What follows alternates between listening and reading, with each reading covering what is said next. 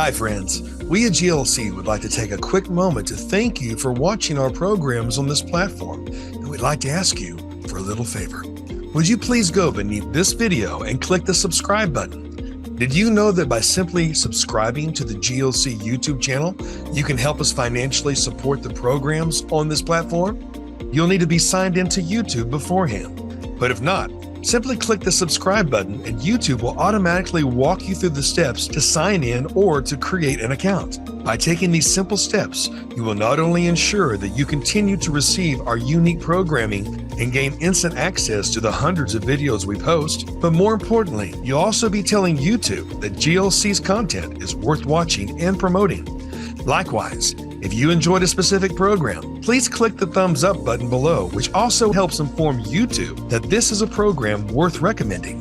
Finally, once you have logged in and subscribed, please click the notification bell below in order to receive announcements when we post new content. As usual, feel free to post your questions and comments in the comments section below. We always love hearing from our friends and viewers. Again, thank you for watching and supporting God's Learning Channel. We couldn't spread the message of the gospel without you.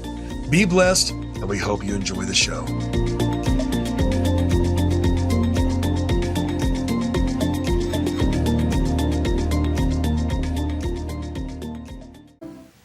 Shalom, shalom. Welcome back to In My Flesh, I See God, in which we are going to trace the design of the Hebrew language into the design of our bodies, and then perhaps back to the Hebrew language because they're going to validate each other. And what I thought I would start doing for this program is introduce you. I think I've done this a little bit in the past to some degree, but introduce you to some of the dynamics of the three-letter and the two-letter root in Hebrew, because this beautiful language that our Bible is written in, from Genesis to Revelation, from Bereshit to Hitgalut, is by design. And it's when we take Hebrew words, because all the words in our Bible, when we take them back to the mountaintop, we're going to end up in this beautiful language. And the way it's designed is we break it down to what we call a three-letter parent root, and then we're going to additionally show how the two-letter root works. And so I want to give you some examples of this as we go. So we're probably going to use a lot of the marking board this time. And so I want to begin with a couple words very quickly. I'm not going to go in as much detail as I had before. I want to give you first an example of how the three-letter root works. Now, why am I doing this? I'm doing this because when we see the fundamental dynamics of how the language works, the three-letter and two-letter root, then when we go inside of our cells in our bodies, we're going to see the same thing operating within us, because it is the Word of God that produces life. My words are spirit and they are life. And once again, not just our spiritual life, but our physical life as well. How important, and we're going to do these in some later programs, talking about sound frequencies. We're going to talk about string theory, how all these, and black or dark matter and dark energy, how all these things relate to something that's already been revealed in the Scriptures from the very beginning. And so in order to do that, I first want to start with just some fundamental words in Hebrew to show you how the three-letter root works. So let's go right to the marking board. And let me give you an example. I think we've used this before in the past, but I'm going to pretty much stay with the English letters for now and try not to complicate it too much by writing the Hebrew font in here. Let's give this an example. Here's an example of a word in Hebrew that we've discussed before. Yabal. Now basically, Yabal is a three-letter root. I've spelled it all out there with the consonants. But I've put the vowels in there. So let's just erase the vowels here. And these are the three consonants we're going to deal with. You have to have the vowels there to pronounce the word. Now the yod is the letter of the hand. It's the letter of the hand. And so in Hebrew, pictographically, it looks like this. The bet is the letter of the house. And so pictographically, it looks like this. The lamed is the letter of the shepherd's staff. And so it looks like this. And so when we take it back into the ancient Hebrew, once again, the pictures are something that everybody could understand. because of their function and their form together. And so the yod is the letter of the hand because it looks like an arm with a hand. The same with the bet and the same with the shepherd's staff to lead. And so the yod means hand. The bet is house. And the shepherd's staff means to lead. And so when we put this all together, Yabal means to lead by the hand to the house. That's the way it operates. And so Yabal, when you translate it into English in your Bible, it comes out as the year of Jubilee. It's when you look it up in a Hebrew lexicon, it's going to be something like to bring back or to bring home or something like that, Yabal. But Jubilee, of course, is the 50th year in which the slaves go return free and the lands go back to the original owners. So it's a word that means to go back to where you came from. And significantly here, it is a house is what it means. Okay, now we're going to erase these. And we're going to put another word up there because I want to give you several examples of how this word works. Let me give you these examples. And I'm going to start out writing them in English. Bakar. Now, Bakar, actually pronounced Bakar. We're going to erase the vowels, and we're just going to deal with the consonants here. We've got the bet and the resh. Now remember, the bet and the resh, the first and last letters, are the head of the house. As a matter of fact, a resh, ancient, looks like this. You remember what the house looks like, okay? It's a tent out in a field. The resh is a head of a man. Now notice it's a stick man, because this is what children draw when they first learn to draw. They draw stick men. It's natural within us to do so. And that, not by coincidence, that's the way the brilliant simplicity of this language in the beginning looks like. And so we call this a head. We use it to mean a head. And so you can kind of see here, a person. Okay, if you will. It's stick man. And so the bet and the resh mean the head of the house. Who is the head of the house? Well, the head of the house is the father. He's the one that stands at the door. The head of the house is the one who discerns and what's going to come in the house and what's not going to come in the house. It's the father that keeps the family safe and so forth, and he's the one that discerns and distinguishes what comes in that house and what doesn't come in that house. When some guy comes to the door and wants to date his daughter, the father comes to the door. At least that's the way it used to be. And that boy had to get through that father before he would be dating his daughter, because the father is the one who discerns and makes the decisions in the house. Now that's the first and last letters here. Now, what's going to change the nuance of the meaning of the word is going to be the middle one, the middle letter in the heart of this word, are these three letters. And the chet looks like this in ancient Hebrew, okay? It is a wall that divides sheepfolds. It's a fence and so forth. And what does it look like? Well, it looks like a fence. And this language is very logical, my friends. And so it's something that divides and so forth. And so the word bet, chet, and resh in Hebrew, bachar, is translated in your English as chosen.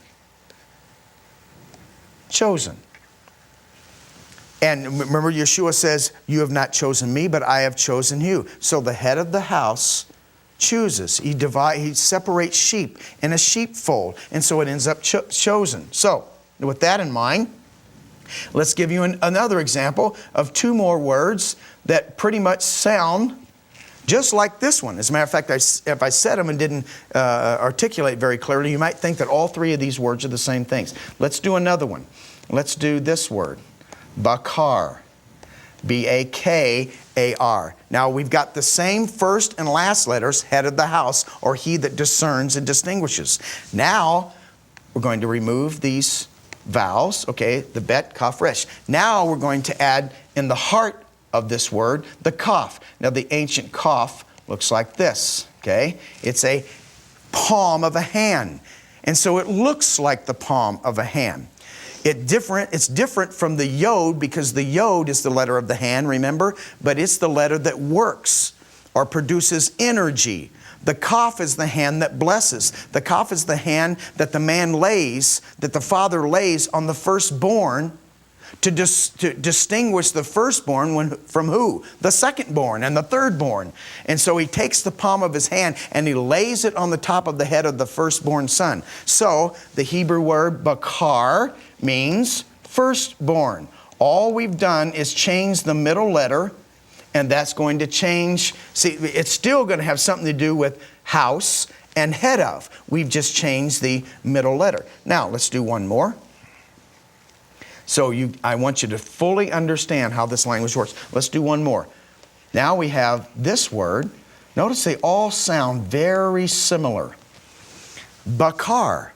The kof is just a little bit harder sound. So once again, let's get rid of our vowels because that just helps us to pronounce the word.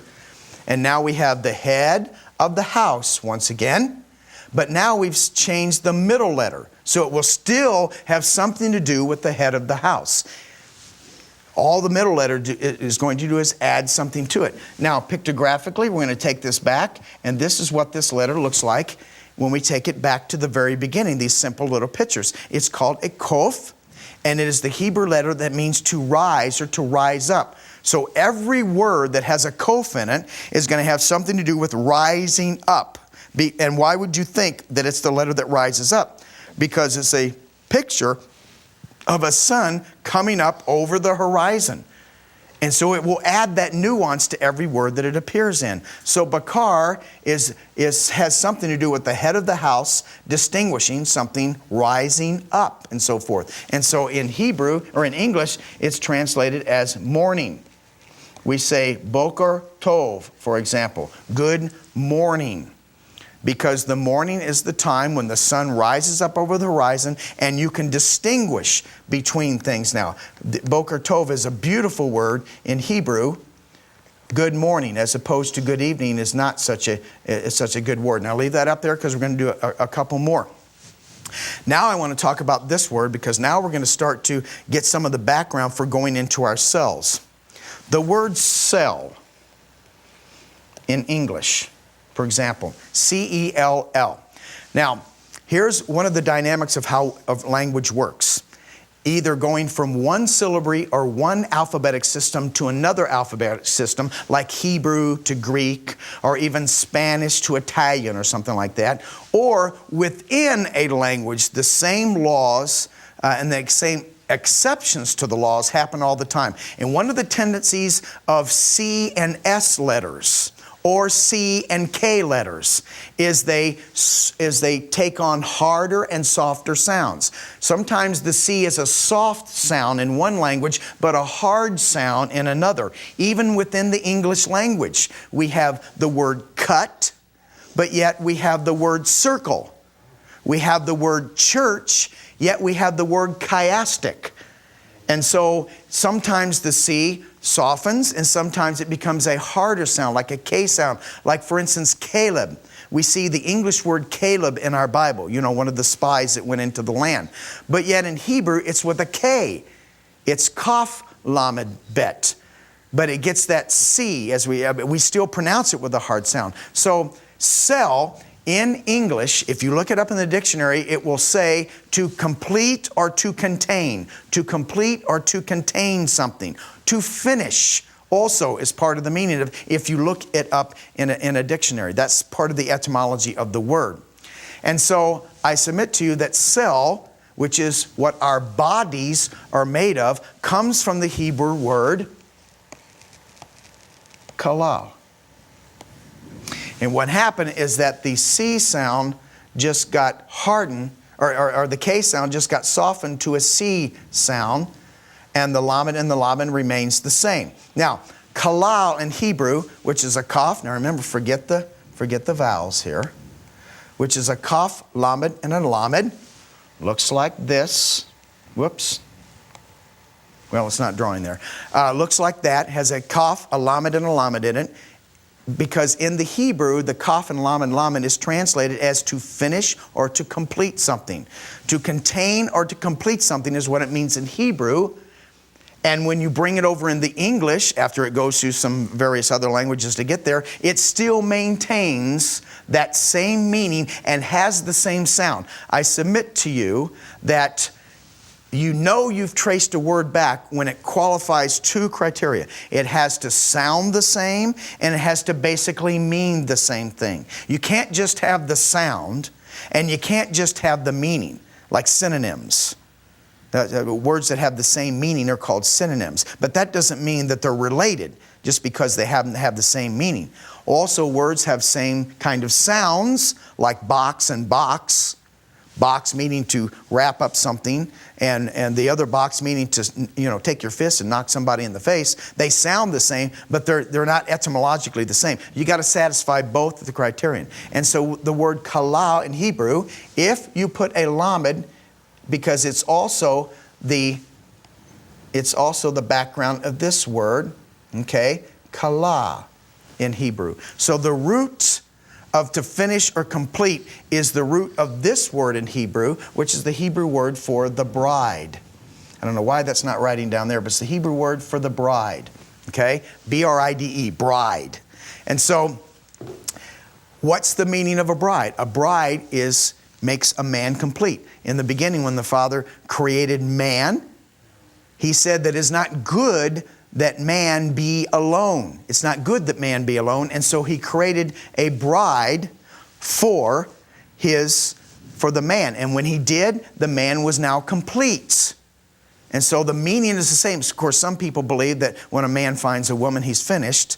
But that's another whole thing there. We don't want to insult the brides. But nonetheless, it means the same. So what I'm trying to point out is that cells in a body. Yeshua has a body, and that's associated with His bride. She's removed from his body, and that just so happens to coincidentally be in the English a cell, the same root and etymology of a cell. Now, since we're in this screen and everybody's looking at the screen, let's do one more before we come back to me. And let me give you one more example of what we're talking about here. Let's take another word, since I want to show you the relationship of these three letters. Tell me what's, I think I've done this before in the past, but I'm going to do it again. Tell me what's similar with all these words. Whoops. Genesis, genetics, general. These are important words that I want to talk about later. Genes, original or origin, begin, for example, even gender. What do all these words have in common? The G and the N. That's what they all have in common, a G and an N. And they all have a similar sound that they begin with or end with. In this case, begin and end with. And they all basically mean the same thing. Things that begin things. Genesis, in the beginning. Genetics, that's where the source of everything comes from in people. Begin in origin. Even genders were created in the beginning to be a certain way, and here's the rules and so on and so forth. So they all have the same kind of sound, and so they end up all having the same kind of meaning as well. Now, the reason I'm bringing this up, let me go ahead and switch back over. We'll do that in a minute. We'll switch back over. Come on back to me now. Come on back to me. They all have the same sound, and they all have basically the same meaning. Now, the reason why I wanted to bring this up is because the garden is a place of beginning. In Hebrew, the garden is a place of beginning. Beginning of all things that are righteous start there, and all things that are unrighteous all begin in the garden. And I want to also show a picture later when we get inside of our bodies of what was taking place in the garden. Happens to be the background of the 4 letters that are written on your DNA. Those 4 letters that science knows now is what produces life in your body. On your DNA is a language, and that's what we're going to get into a little bit later. And that language has a 4-letter alphabet.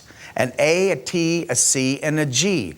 And those words have meaning. Scientists specifically chose words to these are chemical properties, by the way, of these 4 letters.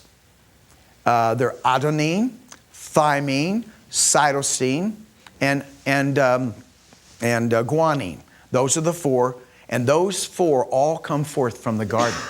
You might have recognized guanine, okay? Why? Because the Hebrew word for garden is gan, G-A-N. And because that is the place where all things start. And so that's the reason why they begin there. And so it's going to be in all the words in English and many of the other languages as well, because all languages come forth from Hebrew in the first place, okay? So now let's switch over. You take a minute here and switch over to our... Okay, now everything takes place in the garden. So we're going to see this when we get inside of our bodies. Now let's switch things a little bit here and go off into a different direction here for just a few minutes as we end this particular program. One of the problems that I suggested I believe we have in our religious culture that we get from our secular culture, once again, is many of us being duped into thinking that it's all the scientists of the world and all the evolution and all the evolutionists and all the rational thinking people in the universe that have all the rational answers, and you and I are just relying on this kind of blind faith, stumbling through our life with the Bible as a crutch because we can't handle the pressures of life and so forth. And at best, the secular culture has convinced us that the Bible is for our spiritual growth. And once again, I submitted to you that it's for all of aspects of life. It's called the Book of Life. And some of you perhaps remember that there was a conference or I believe it was in the Saddleback Church, in the Saddleback Forum. Remember when the McCain and Obama were running for president? And I believe Rick Warren had both McCain and Obama on his show at that time. And you remember one of the things he sat down and asked them both was, how do you feel about abortion, and how do you feel about issues of creation and things like that? And some of you probably remember that John McCain did a pretty good job of answering that question. But if you remember when they got to Obama, and they asked this question, here's how he responded. If you can put this up on the screen, I copied it exactly the way he said it. Some of you are familiar with the fact that without a teleprompter, okay, our current president is all over the map, trying to think and inform the right things to say and so forth to make sure that he says it the right way without a teleprompter. And so here he is answering this question without a teleprompter. I assume there wasn't one there. And he asked him this question about abortion and so forth, and here was his response. He says, well, I think that whether you look at it from a theological perspective or a scientific perspective. Now come on back to me. Stop right there.